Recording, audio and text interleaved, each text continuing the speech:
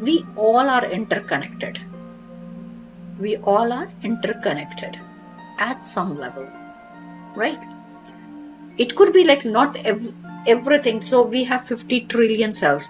Does not mean that my 50 trillion cell is connected to the 50 trillion cell of yours.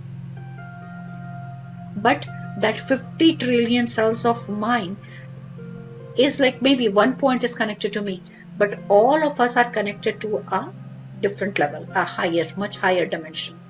Okay, so those 50 trillion cells is also can be corresponding to different dimensions, but all those dimensions eventually is connected to that divine light which is beyond or beyond or beyond.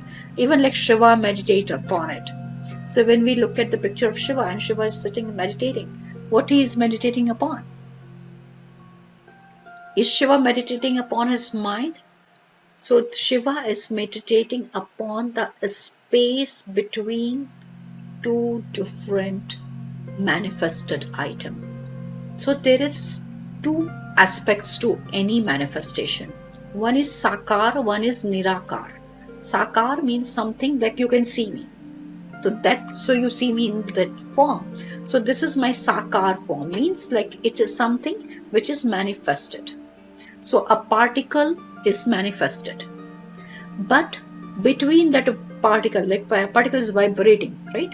So if there was no space, could it vibrate? No. To vibrate or to move, you need to have space in order to move forward, right? Agree? So that space in between which is nothing, which is nothingness, is what Shiva is meditating upon. So the difference between the cosmos and the manifested, so non-manifestation and manifested, is the difference in space. Okay, so do we need to have more space in our life in order to move forward? So the mind travels in space. Mind does not travel through a physical object. It gets blocked by physical stuff. So mind is basically like works through the life force energy. The life force energy flows inside of us, and as it flows inside of us, if it finds a physical block, it will move to the place where there is a space. So mind is working on, say, my crown or my throat or my nerves, or maybe like a, say, gallbladder meridian. Okay, so I'm just giving you guys an example, the gallbladder meridian. So gallbladder meridian starts from your fourth toe and it goes all the way to the, say, your eyes. Okay, so the energy started flowing and all of a sudden it found a block somewhere on your upper abdomen. Now it is trying to push. It cannot push, so it goes back. Now so gallbladder meridian affects your teeth actually. So what happens, like if it could not go smoothly, your teeth will start aching. And you don't even know it is because of the block which was on that particular meridian. So the more the space around you, the more easy for you to move forward. Does it make sense to you all? So how do we create that space? And what I am getting right now, that when Shiva is meditating, he's meditating upon creating more and more space for everyone.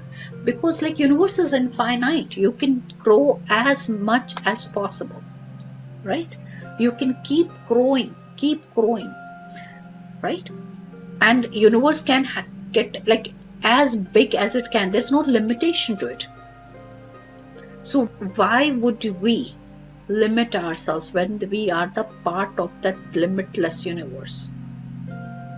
Okay, so is it going tangent or is it making sense?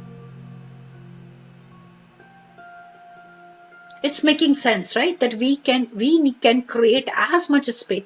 And what I got, like I myself did not know that Shiva meditates upon the space. I had no clue. I always thought that I see Shiva meditating, and I was like, whom he might be meditating upon? And I thought maybe he's meditating upon Ram, or maybe he's meditating upon Vishnu, or some other gods and goddesses. But today when he said that I meditate upon Nirakar, something which is not manifested, because we are constantly manifesting something, right? So we are crowding that universe with our bad or good or whatever kind of manifestation, but we are crowding that universe. Yeah, go ahead. Is it this, like, so when we have life that's going like at this pace and it slows, is that like stillness also considered space? You know, like it's the rest, like that rest period.